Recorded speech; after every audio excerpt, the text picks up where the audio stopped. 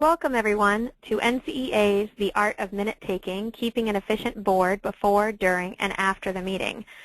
My name is Jessica Randazzo, and I am the organizer for today's event and will help with any technical questions you may have today. Before we begin, I have some housekeeping matters to share with you. First, please know that all of your microphone connections with today's webinar have been muted. During the presentation, you may ask questions or provide comments for the presenter by using the chat and/or question functions located in the GoToWebinar panel on the right side of your screen. To use these functions, click on the chat or question bubble, and then click into the blank box area and enter your question using your keyboard. Then click Send. Second, the webinar presentation will run for 45 minutes, leaving some time at the end of the presentation for the presenter to answer any questions that you provide. Third, you will be asked to complete a brief evaluation about this webinar later today, and your feedback is greatly appreciated. Lastly, this webinar is being recorded, and you will all receive a copy of the final recorded presentation along with additional handouts, which the NCEA will email you once the recorded file is available in a few days. I am pleased to present Patricia Robb as your presenter today.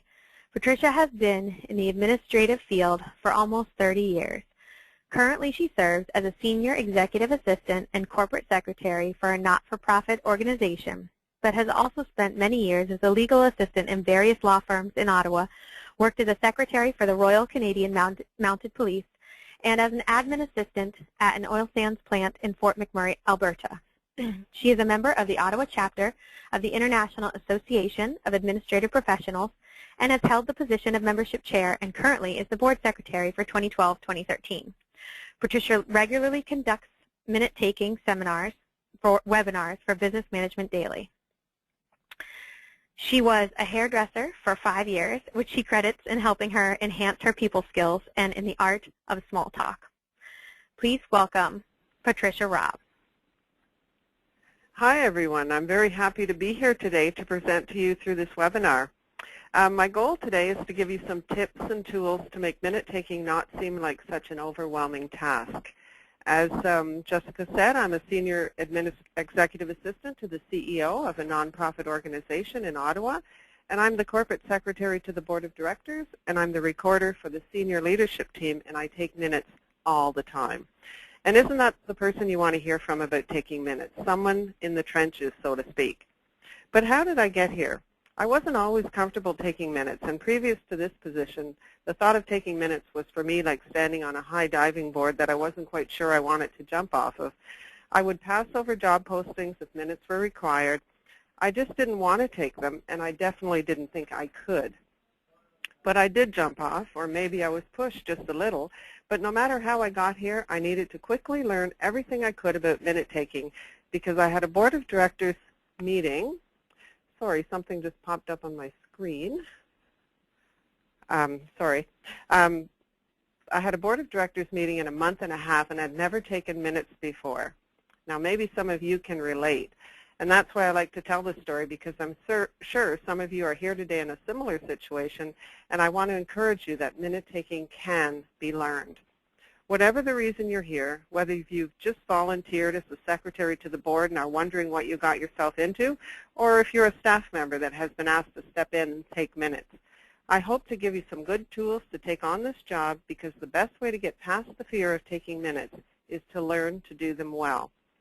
We also can be very critical of ourselves, especially when it comes to minute-taking. And we can be our own worst enemies by telling ourselves we can't, we can't, we can't. And then we wonder why we can't. I can honestly say that I like taking minutes. I'm interested in the discussion and the decisions they make and like being part of the process at this level. Taking minutes doesn't have to be stressful if you are prepared. If you have everything you need before the meeting, you can sit down, relax, and take the minutes. In its simplest form, minutes are a record of the discussion, decisions, and actions to be taken, and the date by when it needs to be completed. You should keep in mind that when you are taking minutes, and it'll help you to determine what needs to be recorded, I have included in the handouts a printout of a minute template that Microsoft Word offers, and that's handout number 11. I would suggest you review it as I found it a useful tool to help you focus on what you need to take down. And you'll notice on that handout that for the discussion, conclusion, action items, and person responsible, there's only an inch of space to write down. So you can see it's not a lot of information you need. Less is more. So the purpose of the workshop, let's get started. In this session, I want to provide tips and ideas on what to do before, during, and after the meeting. The 3 points you see on this slide will be covered in the session and are the cornerstone of taking minutes. You need to learn how to take the minutes. You have to have guidelines and checklists to ensure that you don't forget anything. And you need confidence. If you have the first 2 things, I guarantee you will feel more confident in your role as meeting recorder. You should have received some handouts with templates that I'll be speaking more on later, and I've also asked the organizers to make my notes available to you at the end of the presentation so you don't have to try to write everything down. And that's handout 13, and Jessica mentioned she would be sending that out after. I would encourage you to read the notes again after the webinar to let everything sink in, because we can only retain so much information in one sitting. Something else I've included in the handouts is a cheat sheet, which is basically a summary of everything I'm going to speak about today, and I hope you find it useful. I recall before I started taking minutes, I interviewed a friend of mine for a blog article I was writing on minute taking. Once she went through her explanation on what the process was for taking minutes, I said, really? I could do that. You see, after she had broken it down and given me the purpose for me being there, it started to make sense to me. So I hope after this presentation you will also feel better equipped to do this job. And please feel free to use the templates that I'm giving you and adapt them to your workplace and share with other assistants. I claim no copyright on any of the handouts, and you are free to use them as you please. As a disclaimer, I should mention that nothing in this presentation should be considered legal advice. As Jessica said, I used to work for a law firm, so I know to leave that to the lawyers. So here are the different types of meetings. There's basically 3 types of meetings: the operational meeting, the formal meeting, or the semi-formal meeting. And then there's the executive session, or as I call it, the in-camera session. First, I'll talk about, and I added the teleconference on there, and I'll just say a few words about it just because it's a little bit different, but it's basically an operational meeting or a formal meeting. You can have any meeting on a teleconference. The first type of meeting, and most frequently held, is the operational meeting, such as a team meeting or a management meeting. A team meeting might only require a listing of the actions in the minutes with very little discussion.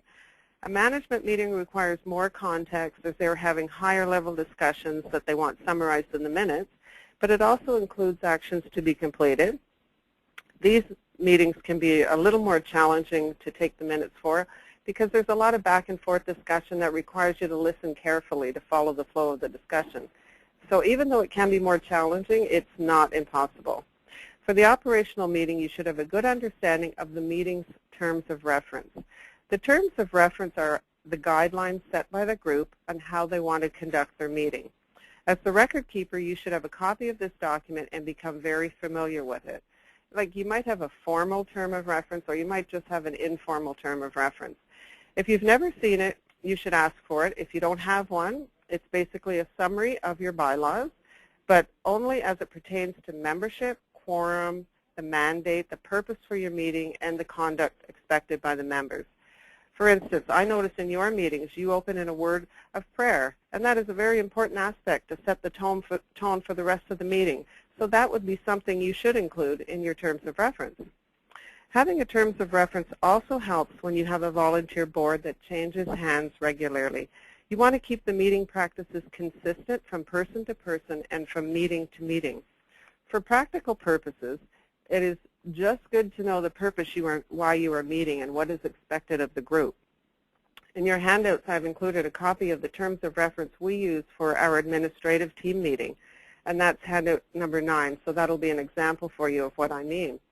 The next meeting is the formal meeting or semi-formal meeting. A board of directors meeting would be considered a formal meeting. The minutes are written in more formal language, and the conduct of the meeting is very orderly and structured. I particularly like these types of meetings because they are very predictable, because you know what's coming next and can prepare for it. A senior management meeting can also fall under semi-formal. For formal meetings, you should have a good familiarity with the bylaws of the meeting, and you should have a basic understanding of rules, such as Robert's Rules of Order, or whatever rules your meeting follows. Depending on how closely your meeting follows these rules will determine how much you need to know about them. In my board meetings, just knowing where they are and how to look things up is enough, but you may need to know more than that. A great resource is a website for frequently asked questions about Robert's Rules of Order, which can be found at the link that I have on the screen, and it's also in the notes. Robert's Rules of Order is probably the best known rules, but they're not the only ones. Next would be the executive session, or what I call the in-camera session. Sometimes a portion of the meeting will be set aside for the executive session, which means they're going to be discussing confidential or sensitive matters that only the meeting participants need to hear. This is typically done at the beginning of the meeting, but can be called at any time throughout the meeting. Unless the minute taker is the secretary of the board and holds that voting position, this is confidential to the meeting participants only, and you may be asked to leave if you're just the recording secretary. If the chair says this part of the meeting is in camera and you get to stay there, take your fingers off the keyboard or put your pen down, turn off your recorder if you're using one. The meeting participants want to be assured nothing is being recorded. And as I said, sometimes the minute taker is asked to leave the room. You should record in the minutes the time you left the meeting and the time you returned. So in the meeting, all you want to do is record that an in-camera or an executive session was held, and you provide the times in the minutes. And finally, the teleconference. I added the teleconference on my list as it can either be formal, informal, or in camera. The only difference from an in-person meeting is they're meeting over the phone. Teleconference meetings can sometimes be a challenge for the minute taker. If you don't recognize the voices of the participants, then you should ask the chair to advise the callers to identify themselves when speaking. The chair should be very diligent about this, as the participants will undoubtedly forget. Signaling the chair if you did not get the caller's name is appropriate. When the minute taker arranges the teleconference, they will also need to determine who the moderator will be. In many cases, the moderator is either the chair or the minute taker. All the numbers required should be on hand before the meeting begins, as well as how to mute the call and other instructions. The minute taker should sit close to the speakerphone or the polycom so they will be able to hear the conversations clearly. And I just thought of one thing now. You might not be in the same room as the chair. So you would just have to speak up and say, I didn't get that person's name. Please identify yourself. Next is meeting preparation. The first thing I have is ensure your meeting space is booked, and I'm not going to spend too much time on this obvious point, but I wanted to include it as a reminder that it needs to be done, because if you forget to book the space, your meeting's not going to happen. Perhaps in this group you would not necessarily be the one doing this part of the meeting organization, but I thought it was useful so you would know the detail that goes into this task. If you are the person who does this, you need to secure the proper space and determine how many participants will be in attendance. And don't forget to include yourself in that number, as well as the chair and any guests who may be invited to the meeting. As the minute taker, you're going to require lots of space. So I always recommend to plan to take up at least 2 spots so you can spread everything out, and you don't want to be too crowded. You also don't want the other meeting participants sitting too close to you to avoid having someone chatting with you during the meeting, and believe me, it does happen, and so they don't look over your shoulder as you're taking the minutes. At one of my board meetings, one of the directors kept whispering things to me to arrange his travel after the meeting, and I had to really concentrate to make sure I didn't miss anything in the minutes. You're at the meeting for a purpose, and you don't want to be distracted and miss what you are there to do. So I would plan to take 2 spaces. You will also need to determine if you require any special equipment for the meeting, such as audio-visual, internet, a teleconference phone, how you want your boardroom table set up, or whether you need a podium. If you record the minutes on a laptop, will there be a presentation that requires a laptop as well? You'll have to keep all these things in mind when you are booking the space leading up to the meeting date, because if any of these things are not done, you'll notice all the meeting participants turning to look at you with a questioning look. So it's best to be prepared. I hope you are seeing how a checklist would be very helpful to you at this stage. I'm a firm believer in checklists and have one for just about everything. I've included a sample checklist in your materials with some items that you might want on it, and that's handout number 8. A checklist saves you from trying to remember everything each time. Next, you will need to review the previous minutes. take the time to review the minutes. This is very important.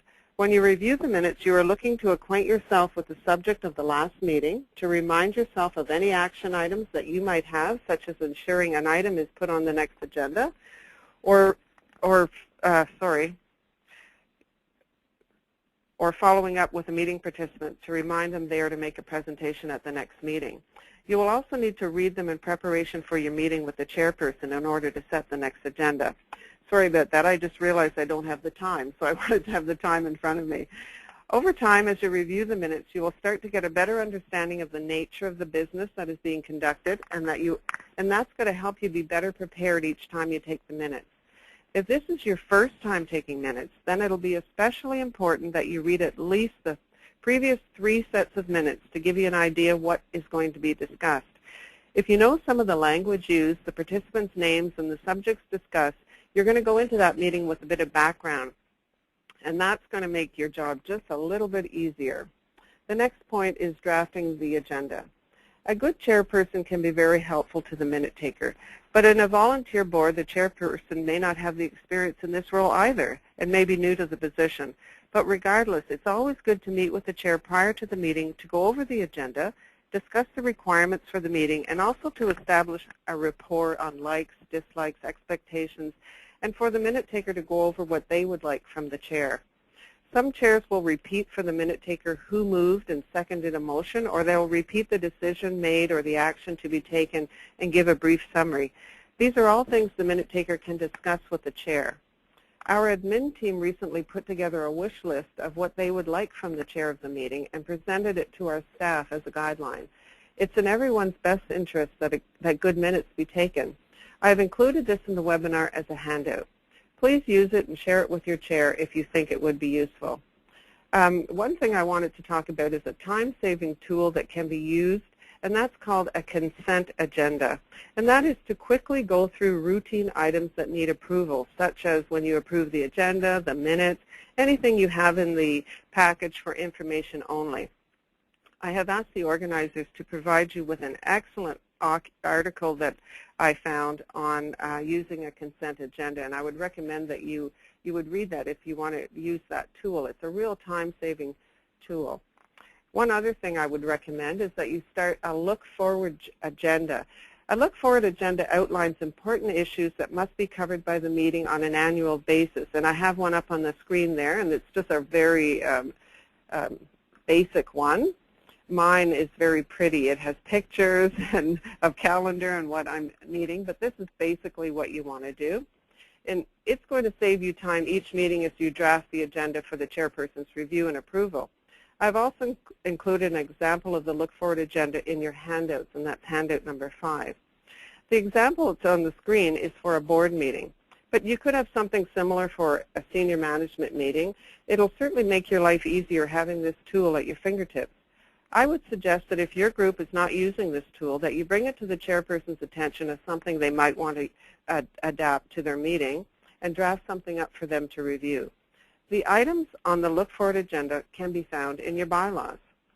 When I first started on my board, I went through the governance manual, which includes the bylaws, and pulled out anything that needed to be looked at on a regular basis, and that is how I created the Look Forward agenda.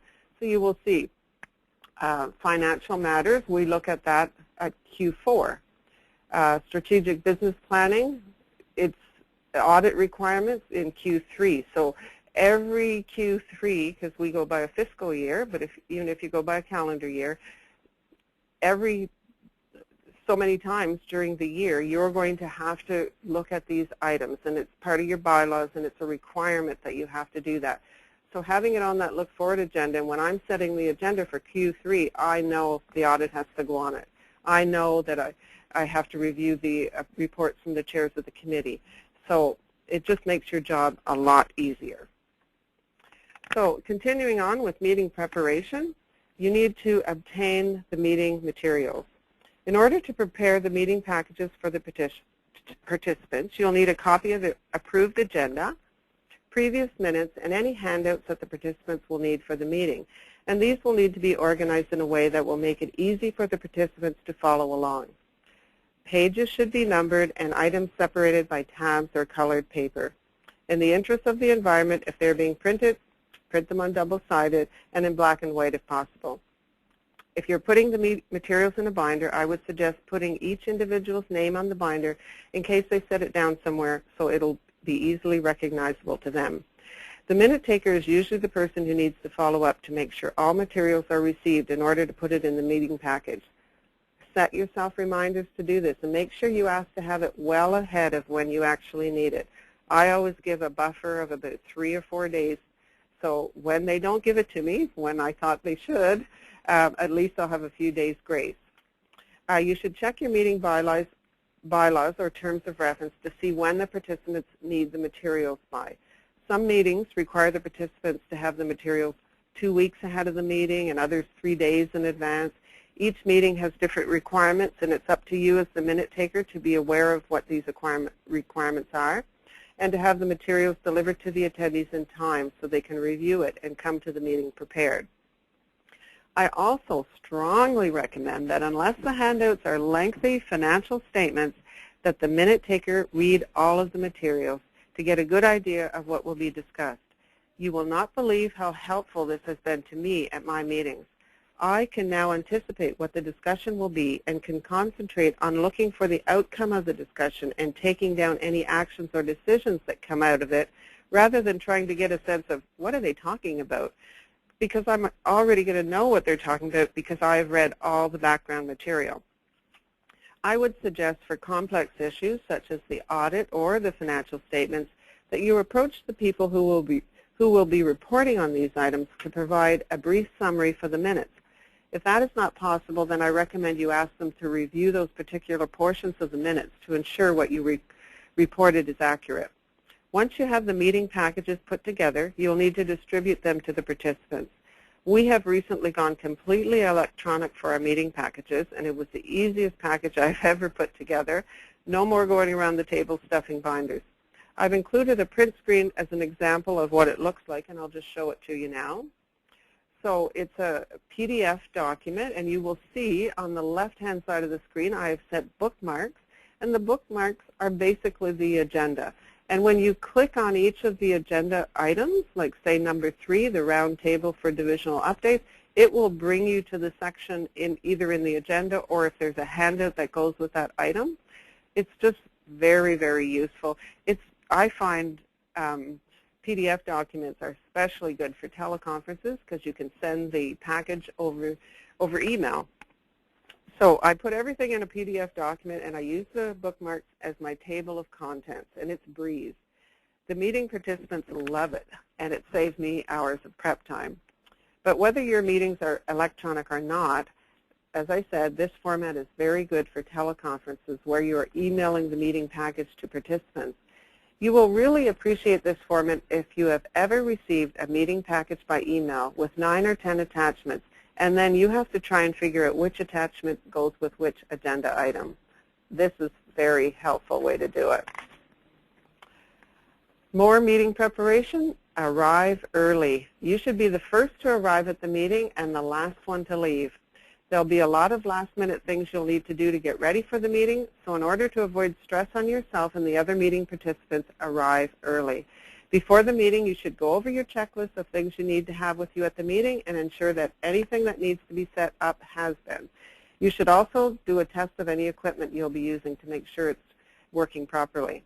The chairperson will be looking to you to let him or her know if there is quorum, that all required materials are available, and that you are ready and prepared to start on time.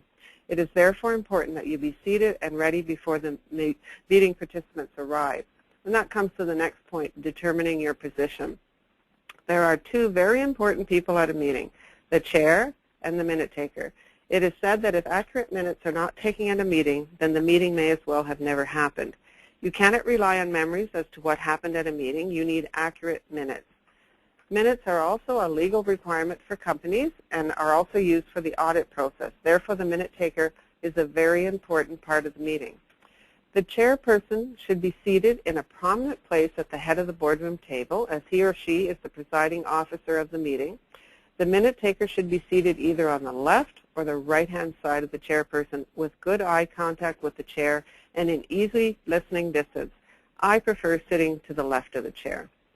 Depending on the size of the chair, you and the chair will need to determine what will work best for your group, so you know who each participant is. As the minute taker, you have to be able to distinguish the participants for correct recording of who made a motion and who seconded it. That's assuming that you don't know the people that are at the table. And mine is a national board, so people come from across Canada, and I don't always know who the people are. Sometimes I only know them by email. So you can set up a seating chart, which can be as simple as quickly hand sketching a map of where everyone is sitting with initials beside it. You might also choose to distribute a sign-in sheet to participants that will be distributed around the table, and each participant can print their name. I like to use tent cards, but you should make sure your tent cards are large enough to be seen at a distance. And this is as much a help to the chairperson and the other meeting participants as it is for you. All the people at the meeting, as I said, might not know each other. I usually go over the seating map with the chair before I finalize it, or as he or she may have a preference as to where the participants sit. You should place the tent cards on a slant towards where the chairperson is sitting, as it's important that the chairperson knows the names, but also so you can see them as well. If you are organizing a meeting where the meeting participants are from different cities, like I said, and they don't know each other very well, if at all, then I would suggest creating name tags for them. It's especially helpful for an all-day meeting where there will be a time of socializing during lunch or breaks and people are not sitting in their assigned spots. The next thing I would suggest for meeting preparation is to prepare a minute template. It's a great tool for capturing information and to keep you on track with the agenda. I have included in your handouts a sample of the minute template I use for my senior management meetings, and I'll put a sample on the screen. So you don't have to put it in green, but it just happened to go in green when I did my PowerPoint.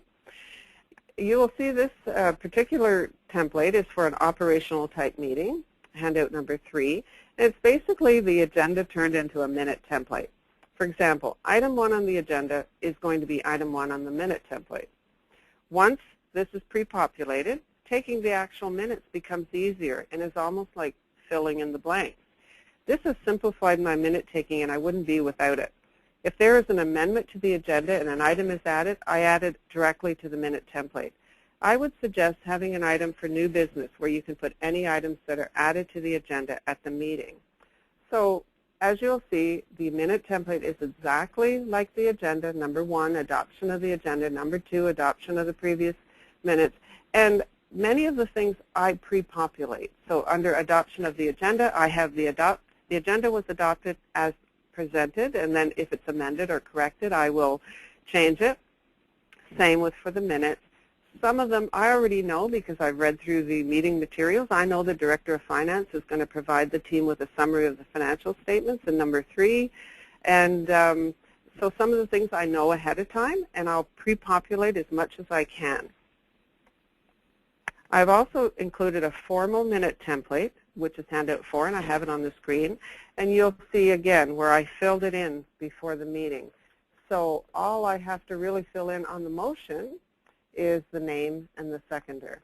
I know what my motions are going to be ahead of time, but sometimes in the meeting a motion will be brought forward, and then I just have to write it down in the meeting. And of course, motions have to be word for word, verbatim. So next is the minute-taking process. As I mentioned, minutes are a recording of what was done at the meeting, not what was said. You'll have to listen to hear when a discussion is coming to an end and summarize the discussion, as well as determine what decisions or actions came of it. Sometimes the decision will be to defer the matter to another meeting or to have someone find out the information and report back at a future meeting. I've included a sample of a formal set of minutes with your handouts, and that's handout number 10. And it gives some of those things that I talked about. And an item was deferred to the next meeting. You should put that in. Every item that's on that agenda should have something written about it. Either it was deferred to the next meeting, this item was not discussed, or whatever. You need to label your meeting. You need to put whether it's a senior leadership meeting, a team meeting, a board of directors meeting. Make sure the correct date, location, and time is indicated on the minutes. And when you're using a minute template, it's easy to forget about changing the date and the time. So I indicate on my template in bold, I put square brackets, insert date, time, and location, and that's just to remind myself that this needs to be done at each meeting. You should indicate beside the name of the person presiding at the meeting that they are the chairperson and anyone else that holds an office in your meeting. Next is present, absent, regrets, or excused guests, and guests, sorry.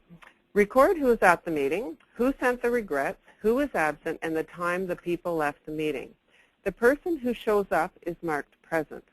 A person who lets you know ahead of time that they will be unable to attend the meeting is considered as having sent the regrets.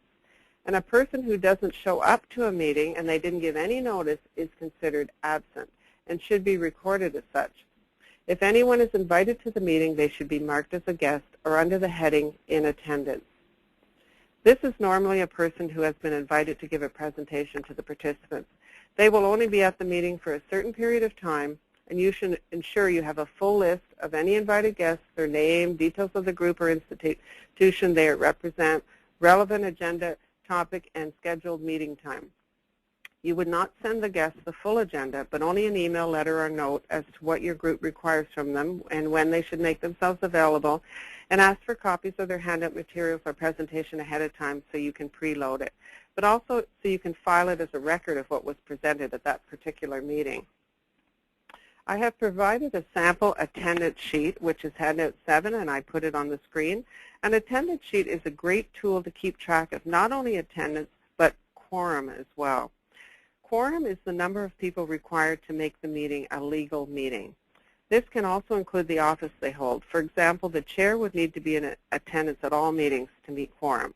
So if your quorum is like mine, I have it highlighted there, 50% plus 1, and the chair's not there, well, even though you have the right number of people, the chair isn't there to make it quorum. So as I said, quorum at my meeting I attended 50% plus 1 of the attendees, but notice that I even do the math for the quorum on my attendance sheet. I don't want to be doing that in the meeting. I don't want to be put on the spot to try and figure out my math at the meeting, so I even do that ahead of time. As the minute taker, you have a responsibility to keep track of quorum and to indicate in the meeting if by someone leaving, quorum will be lost. For formal minutes, you should record in the minutes when someone departs the meeting. For example, D. Brown departed the meeting at 11 a.m. Quorum was maintained. Or D. Brown departed the meeting at 11 a.m. Quorum was lost. The chair may ask the person to remain and will remove some items up on the agenda that needs a vote and dispense of other business after the person leaves. I wouldn't indicate on the minutes every time a person leaves for a few minutes, such as a restroom break, but rather just when the person leaves the meeting for the duration of the meeting. For short breaks, I note that they are away, and if a vote comes up which needs all members present, I put up my hand to let the chair know that there is no quorum at the moment. And as I said, even though on the agenda, say someone was going to leave early, and they moved items up on the agenda, you still report it in the same order it is on the agenda. So in the minutes, say they did item 7 and they decided to do it in item 3 just because the person had to leave, still go down in your minute template and write it for item 7. It doesn't really matter the time there. You should always keep the minutes exactly in the same order as the agenda. So again, on the minute-taking process, accurate and objective recording. You should not record what you hoped would be the outcome of the discussion or what you think your boss will want you to put in the minutes, but rather what actually happened. If you missed something, write down the person's name who reported it and ask them for clarification later.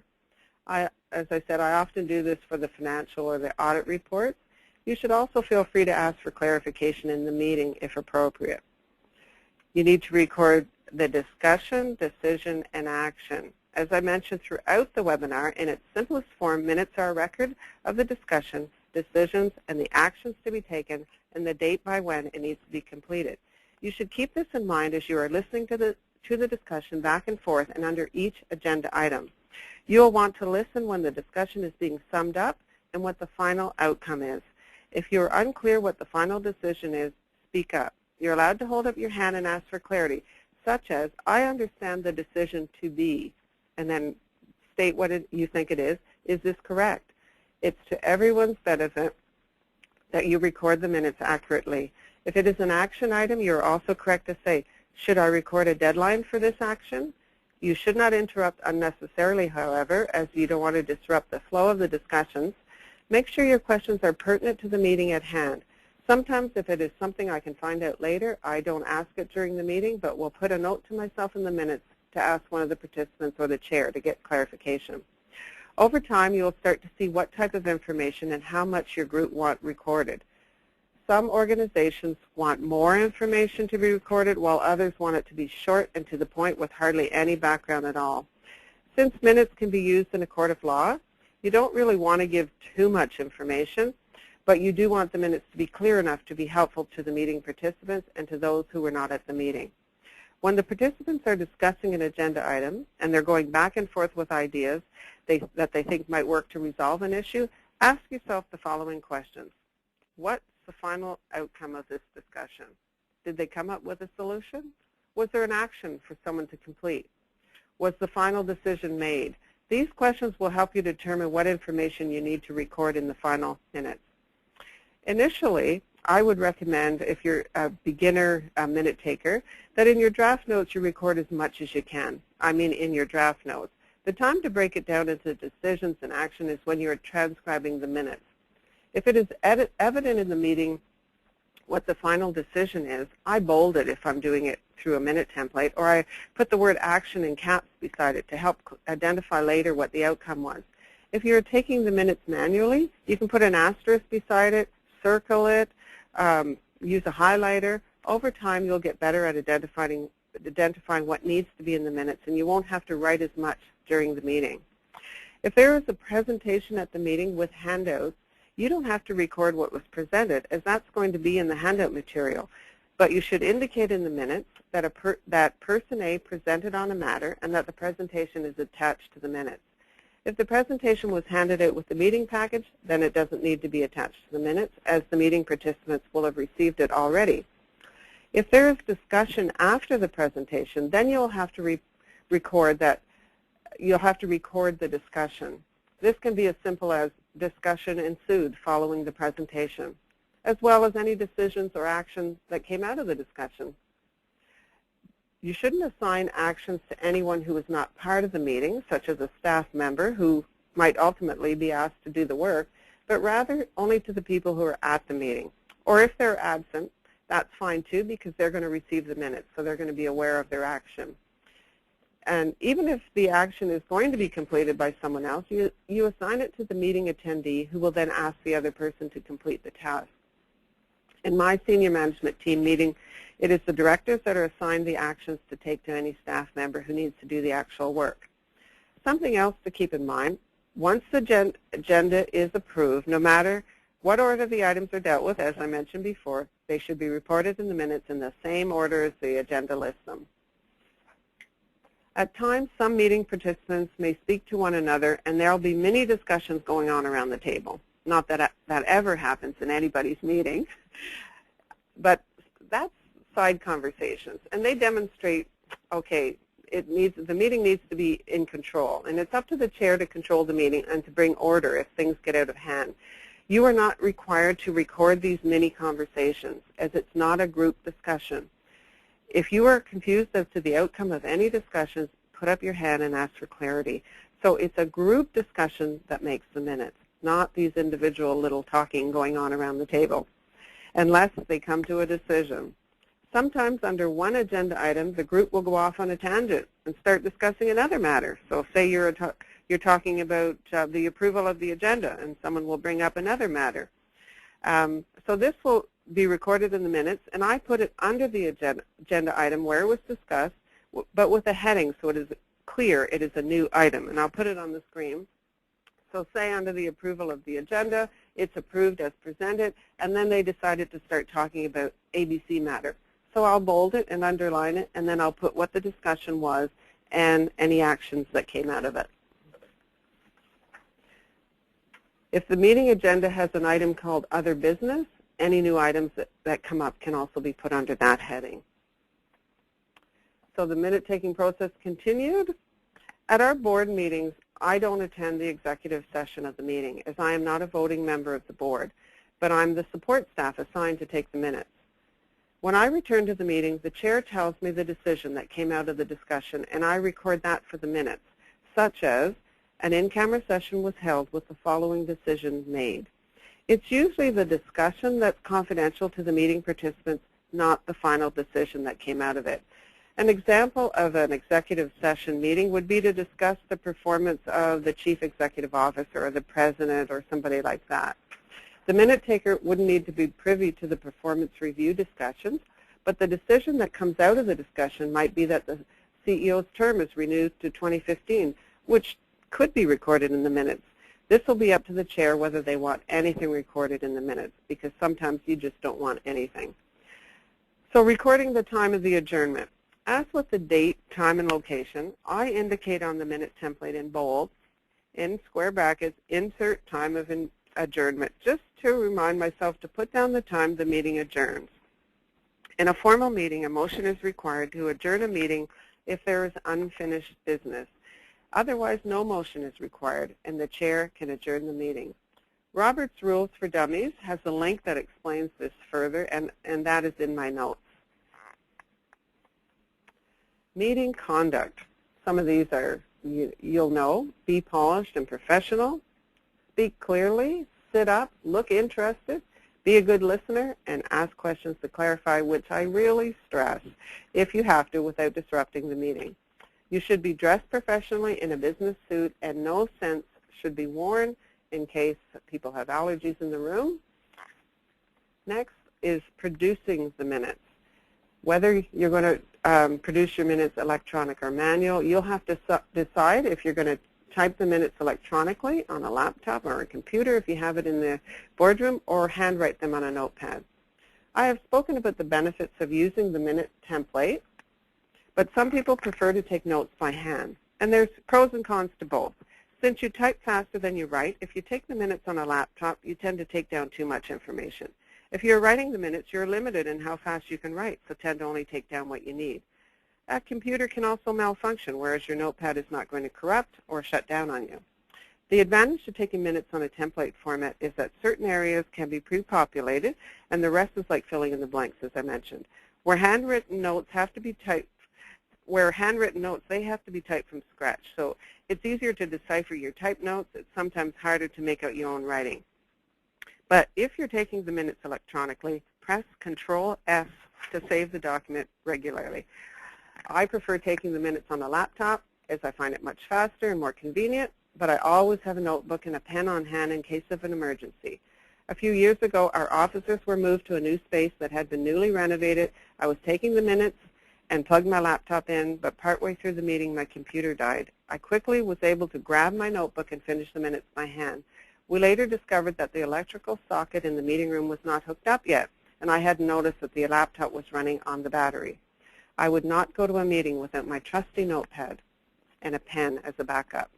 Our company IT person gave me a good tip and suggested if I was taking minutes on a laptop, I should save the minutes to the desktop and work from those, or use a memory stick and save it there. Because if the server has some downtime during the meeting, then I'm not going to be affected because I'm working offline. So you decide if you're going to record the meeting. Not every group will want the minutes recorded electronically. That's like, if you plan on using a tape recorder, you should first check with the chair to ensure they agree with it. And then you should announce before the meeting that it's being recorded for the purposes of the minutes, and ask if everyone agrees to that. If someone doesn't agree, you should not record the minutes electronically. Some participants are particularly sensitive to having what they say on tape. I can think of a few: celebrities, lawyers, politicians, high-level executives. They don't want what they said to be splashed on the news or to get into the wrong hands. I would take care if you're recording minutes to erase the tape after the minutes are completed, or lock up the tapes until you have a chance to record the minutes. My personal preference is not to record the minutes on tape, because then you not only have to spend the time in the meeting, which could be a full day, but you now have to listen back to the tape, which is like having to attend the meeting twice. I understand, however, that others rely on it, and it's each our own personal preference. However, minutes are not supposed to be an exact recording of what everyone said, but only a brief summary of what was discussed and the action or decision that came out of them. If you must use a recording, device, do so with caution. You also don't want to rely too much on the recording because it could run out of batteries midway through the meeting. It might not be a good quality recording, and it didn't pick up what someone said who sat on the other side of the room. The last session I did, one of the participants emailed me to say just that, and she was frantic that she wouldn't have everything she needed for the minutes. I would recommend that you, on the third bullet here, that you have the draft to the chair of the minutes within 24 hours. You should, but you should start typing the minutes within 2 hours. So have the draft within 24 hours, but you should start typing the minutes within 2. I read somewhere that most people remember about 50% of what they heard immediately after a meeting. After 1 week, this goes down to about 10%. So it's in your own best interest to type the first draft of the minutes as soon as possible after the meeting. Block yourself some time in your calendar to draft the minutes. And drafting the minutes shortly after a meeting will help to put your notes in context, as you're going to still have your memory of what happened in the room. The staler the meeting is, the less sense your notes are going to make. I had a question at one of my webinars because the person took the minutes at an evening meeting, so wasn't always able to get right at it, as it was then getting too late. I have completed my minutes a day or two after a meeting, and with experience and confidence, sometimes you can do that, but they have been more difficult to do as I didn't have my memory to fall back on for some context. If you are new to minute taking, I would recommend the sooner the better. Find a quiet spot where you can focus on your notes. If you have a door, close it, or put a do not disturb sign on your cubicle. I actually do mine at home. I hate to admit it, but it's where I'm less distracted. Next, I'll discuss the correction to the minutes. If the previous minutes need to be amended, if you're using a laptop, I use track changes or handwrite the changes on a hard copy of the previous minutes with a blue or red pen. The corrected minutes will have to be given to the chair to review of the changes, and once they're approved, you can then print the minutes for signature. Next, I have the minute book. Part of your responsibility as the minute taker is to be the record keeper of the meeting, so you will need to keep a minute book. It's a legal requirement to keep the minutes of your organization. Some corporations have their minute book filed at a law firm for safe record keeping, but there's a cost associated with that, and most people just have it on site. So I have my minutes stored securely on site in a binder. Whichever method your company uses, care should be taken to file the accurate signed minutes with the appropriate attachments. A chronological binder of minutes from past to present would be the easiest way to file them. This way, when you open the binder, the most recent minutes are at the top. When the auditors come in to do their audit, one of the first things they want is a signed copy of the board minutes. You should take this part of your job seriously. Your company is depending on you to be the keeper of the minutes. Another thing is the record of motions, and I won't go into too much detail. That would be a formal meeting where you have motions, but you should have a numbering system for your motions so you can easily identify which minutes they were taken from. For instance, like I have on the screen, 01, 11, 13. The first item, 01, is the agenda item number. The second, 11, is the month, and 13 is the year. So that's how I sort out where my motions came from, which minutes they came from. Next is the action registry, and an action registry is useful for an operational type meeting to keep track of actions that are to be taken. Once the item is completed, it should be taken off the registry because it's not a history of actions but a current tracking of actions. The action registry should be sent to the participants with the meeting package so they can review and report back on the status of their actions, and I'll show you one on the screen. I have which minutes it came from. So this is from the items from the November 25th minutes, and these were the actions that came out of that. Once it's completed, I leave it on for the first time so people see it was done, and then I take it off. Next is the language of minute taking. Minutes should be written in the past tense because it's a record of a meeting that has already happened. For example, the HR director reported on the upcoming employee engagement survey. If there is an action, it should be written as an action, such as action, to send an email to staff with instructions on how to complete the employee engagement survey. The minutes should be written in full sentences in an easy-flowing style to give context and to be understandable. The action can then be condensed and to the point. Having some key phrases at your fingertips really helps when taking minutes. A simple phrase such as discussion ensued can summarize 20 minutes of heated debate. I've included a cheat sheet, handout 12, that includes some minute-taking language, such as there was discussion and the following points were made, or the document was tabled for review and discussion, or there being no further business, the meeting was adjourned. But I have quite a few of them in that handout, handout 12, and I'd recommend you look at that. You can write that the Director of Finance reported on the financial statements, but you don't need to record that her papers fell on the floor as she was attempting to give a report. We're supposed to be taking minutes, not seconds. They're not a he said, she said kind of record. The decision made is always recorded as a group decision. An exception would be if a meeting participant wanted it to be recorded that they abstained from a vote. We tend to write like we speak, and that's fine for your meeting notes, but when finalizing the minutes, you should clean it up, polish up the language, and make it more professional.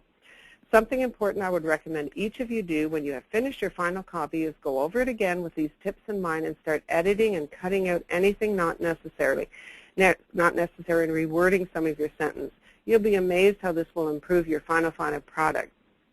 And this is as simple as using words instead of gave, provided. Instead of brought up at the meeting, tabled at the meeting. Just language like that. And as I said, it's on that sheet there, so that should be helpful to you. And as I mentioned, in Word, they have various templates you can download by pressing File, New, and they have a section for minutes. And I really like one of them and would suggest it for a guide, and I've included it in your package, and that's handout 11. You'll see it breaks it down by discussion, conclusions, and then action items. And as I said, they only give you an inch of space for a discussion, so you're limited. By using this tool as a guide, it'll keep you on track for what you really need to record. The last thing is proofreading. This is an important one, and I find it sometimes sadly neglected. There's nothing worse for me than reading minutes that are filled with typos. As with any document, you should not only rely on spell check, which we tend to do, but you should also do a thorough proofread of the minutes. Things you should look for: grammar, typos, check the date and time to make sure you're not doing 2012 when it's 2013. Check your motion numbers to make sure they're correct, and read the minutes over again to ensure they're accurate and make sense. So in conclusion, what I would like you to take away from the presentation is the importance of being prepared, being an active listener, and having confidence. You're a valuable member of the team you take minutes for. To be as effective as possible, we need to see ourselves as more than just the minute taker. In some cases, we may not know the subject matter as well as the other participants because that's not our expertise, but we should know how to take the minutes. The team relies on the minute taker to take accurate minutes and keep good records. The minute taker is important to the success of the meeting. And as I said, the language of minute taking, I have a handout for you with many, many examples of different phrases you can use in the minute, so I think that'll be very helpful. Thank you again for participating. I hope I have eased your mind about minute taking. There was a lot of information, but take the time to read over the notes and you will do just fine. I remember when I was contemplating taking a job that required minutes, I expressed doubt to the woman who was currently in the job, and she said, if I can do it, then you can. That made me see minute taking in a different light. It wasn't that some people were born with the ability to take minutes, but rather it was a skill that could be learned. I took that to heart, and I haven't looked back. I'll now turn this over to the moderator. Thank you very much, Patricia. That's a lot of really fantastic information. Two questions that came across were, does the chair have to be present for quorum, and does the chair have to sign the minutes? I'm not sure if that's per organization or if... The chair, well, that will be in your terms of reference, but the chair, or you could assign the, like in our meeting, our senior management meeting, the CEO is the chair, the deputy CEO can step in as the chair, but somebody has to be in the chair role. And in your terms of reference, you might state that the chair has to be present. If the chair is not present, then the second in command can be present to be the chair, to be the acting chair. But somebody has to chair the meeting for it to be formal. Does the chair have to sign off on the minutes? The recording secretary and the chair, I have them both sign the minutes. In some places, they just have the recording secretary sign the minutes. And if they're very informal minutes, we don't even have them signed. We just have them approved at the next meeting, and that's the final approval. Wonderful. And terms of reference for some of the schools out there might also be your bylaws and your constitution as well, so everybody can check that to see what it says for your own quorum and what it takes to meet that. And some people's bylaws are like 60 pages long, and you want to, terms of reference is you're just summarizing your bylaws and you're taking out the main things that every meeting participant will need to know. And it's nice if you have an organization that many, many different hands are involved, that every time a new person comes in, you give them the terms of reference so that they know again what the terms of reference are, what the quorum is, and they don't have to go looking for that information again. Wonderful. Well, thank you. And I think that that's all for the questions. So that concludes today's The Art of Minute Taking, Keeping an Efficient Board Before, During, and After the Meeting. We will be sending you an email in the next day or two with instructions on accessing the recorded webinar, as well as the presentation slides and all of the handouts that Patricia mentioned during her presentation. We appreciate your time and invite you to visit our website, www.ncea.org, to view the schedule of future webinar events. Thank you very much.